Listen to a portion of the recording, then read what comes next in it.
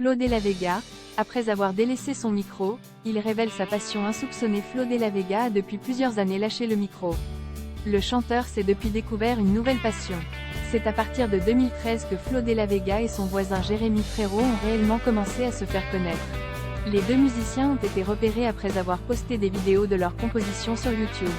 Ils ont aussi participé à la saison 3 de The Voice. Très rapidement, leur carrière a dit. Ils ont signé dans une maison de disques, gagné une récompense aux Energy Music Awards et sorti 2 albums studio. En 2017, alors qu'ils étaient au sommet de leur carrière, le groupe a décidé de se séparer. Jérémy Frérot a depuis fondé une famille avec la nageuse Laure Manodou. De son côté, Flo De La Vega a décidé de tout plaquer pour aller s'installer dans les Landes. Il vit avec sa compagne, la chanteuse Natalia Doko et leur fils de 5 ans, Santi, dans un domaine complètement autonome qui s'étend sur 6 hectares. Sur place, il n'y a en effet pas d'électricité, ni de raccordement à l'eau potable.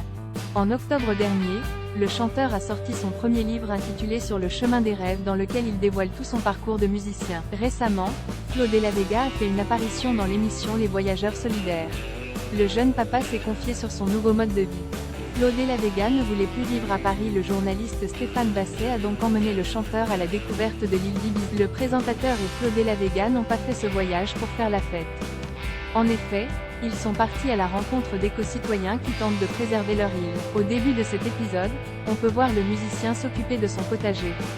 Il a notamment avoué aimer parler aux plantes. Il a ainsi déclaré : « Ouais, j'aime bien. Je sais pas, c'est bien d'avoir une relation.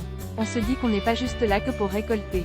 C'est le bonheur. » Flo De La Vega ne pouvait plus supporter le chaos de... Il a déclaré ne pas se sentir dans son élément. Le chanteur vit désormais des jours heureux à manger des légumes et des fruits frais de son jardin. Il ne changerait cette vie pour rien au monde.